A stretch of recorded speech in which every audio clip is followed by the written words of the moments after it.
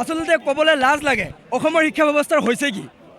যিহেতু আপোনালোকে হয়তো গম পাইছে যে আমাৰ ইউ জি এডমিশ্যন আৰম্ভ হৈছে আৰু ইউ জি এডমিশ্যন আৰম্ভ হোৱাৰ সময়তে বহু সংখ্যক ছাত্ৰ ছাত্ৰীয়ে এটা সমস্যাত পৰিলক্ষিত হোৱা দেখা গৈছে যে তেওঁলোকৰ যদি কোনো ছাবজেক্টত বেক বা এৰিয়াৰ থাকে তেতিয়াহ'লে তেওঁলোকে মানে এডমিশ্যনৰ নামত আৰ্টছৰ হ'লে 7,180 টকা আৰু বিজ্ঞান শাখাৰ হ'লে 7,480 টকা পৰিশোধ কৰাৰ পিছতহে তেওঁলোকে নামভৰ্তি কৰিবলৈ সুযোগ পায়। কিন্তু কিয় এই 7,180 টকা আৰু 7,480 টকা আচলতে লাগে ক'ত, যায় ক'ত?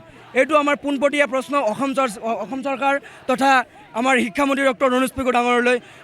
আমাৰ চৰকাৰ তথা অসম চৰকাৰৰ ওচৰত লগতে আমাৰ শিক্ষামন্ত্ৰীৰ ওচৰত এটাই আবেদন যে আপোনালোকে ছাত্ৰ ছাত্ৰীৰ ওপৰত যি ধন লৈ আছে এই ধন সংগ্ৰহ কৰা বন্ধ কৰক আৰু প্ৰতিগৰাকী ছাত্ৰ ছাত্ৰীক আপোনালোকে বিনামূলীয়া নামভৰ্তিৰ সুযোগ দিয়ক। কিয়নো আমি গভৰ্ণমেণ্ট কলেজত পঢ়োঁ, এইটো কাৰণতে পঢ়োঁ যে আমি সকলোৱে দুখীয়া ঘৰৰ ল'ৰা ছোৱালী আৰু আমিও কিবা হয়তো সপোন লৈ মঙলদৈ মহাবিদ্যালয় হওক, খাৰুপেটীয়া মহাবিদ্যালয় হওক, চিপাঝাৰ মহাবিদ্যালয় হওক, গোটেই অসমত যিসমূহ আপোনাৰ মহাবিদ্যালয়সমূহত আছে সকলোতে ছাত্ৰ ছাত্ৰী কিবা নহয় কিবা আশা লৈ তেওঁলোকৰ ড্ৰিম লৈ যাতে ড্ৰিমটো আগলৈ ছাকচেছ হ'ব পাৰে সেই হিচাপত যায়। কিন্তু যদি আপোনালোকে এটা বস্তু চিন্তা কৰে, এনেকুৱা ষ্টুডেণ্ট কিছুমান দেখা পাব যে বিদ্যালয় বা মহাবিদ্যালয়ত পঢ়াৰ লগতে তেওঁলোকে নিজৰ ঘৰ চলাবলগীয়া অৱস্থা হৈ গৈছে এইটো বৰ্তমান বয়সত। কাৰণ তেওঁলোকৰ ঘৰত আৰু আৰ্নিং কৰা মানুহ নাই, গতিকে সেইজন ষ্টুডেণ্টে হয়তো আৰ্নিং কৰি নিজৰ ঘৰখন চলাবলগীয়া হয়।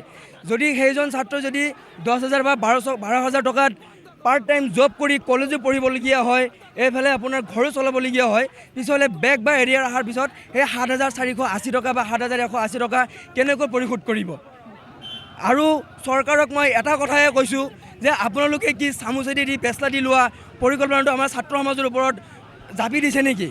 কিয়নো আপোনালোকে যেতিয়া নিৰ্বাচন আহিব, নিৰ্বাচনৰ আগে আগে নিযুত বাবু আঁচনি, নিযুত মইনা আঁচনি প্ৰদান কৰিব ছাত্ৰ ছাত্ৰীক আৰু সেইটো হৈছে মাত্ৰ 1,200 টকা। কিন্তু আমি যেতিয়া ফৰ্ম ফিল আপ কৰিব যাব লাগিব এৰিয়াৰৰ ফৰ্ম ফিল আপ, তেতিয়া আমাক লাগিব 7,480 টকা আৰু যদি কলা শাখাৰ হয় 7,180 টকা লাগিব। গতিকে আপোনালোকে যদি এইটো আপোনালোকৰ নিজৰ স্বাৰ্থৰ কাৰণে কৰিছে, আপোনালোকক হাত জোৰ কৰি কাটৰভাৱে অনুৰোধ কৰিছোঁ মই, এনেকুৱা আপোনালোকে স্বাৰ্থ কাম কৰা বাদ দিয়ক আৰু ছাত্ৰ ছাত্ৰীৰ ভৱিষ্যতলৈ চিন্তা কৰক। আৰু আজি আমাৰ এই প্ৰতিবাদী কাৰ্যসূচীৰ মেইন উদ্দেশ্য হৈছে যে যিসকল ছাত্ৰ ছাত্ৰীৰ বেক বা এৰিয়াৰ আহিছে সেইসকল ছাত্ৰ ছাত্ৰীক বিনামূলীয়াকৈ পাঠদান কৰোৱা আৰু সেইসকল ছাত্ৰ ছাত্ৰীয়ে যাতে বেক বা এৰিয়াৰ অহাৰ পিছতো ফ্ৰী ৱেইভাৰ স্কিমত অন্তৰ্ভুক্ত হয় আৰু সেইসকলৰ নাম যাতে ফ্ৰীত এডমিশ্যন ল'ব পাৰে যাতে তেওঁলোকে সেই ব্যৱস্থা কৰি দিয়া। অসম ৰাজ্য শিক্ষাৰ দিশত যদি আপোনালোকে ইণ্ডিয়াত দেখিবলৈ যায় 12 নম্বৰ স্থান আছে। গতিকে আপোনালোকে গুৰুত্ব দিব লাগে এইবোৰত যে আমি স্থানটো কেনেকৈ আগুৱাই লৈ আহিব পাৰিম।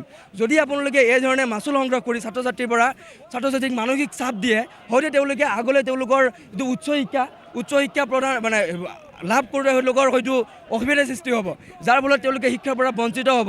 গতিকে আপোনালোকে এনেকুৱা ধৰণৰ বস্তুৰ ওপৰত গুৰুত্ব দিয়া উচিত।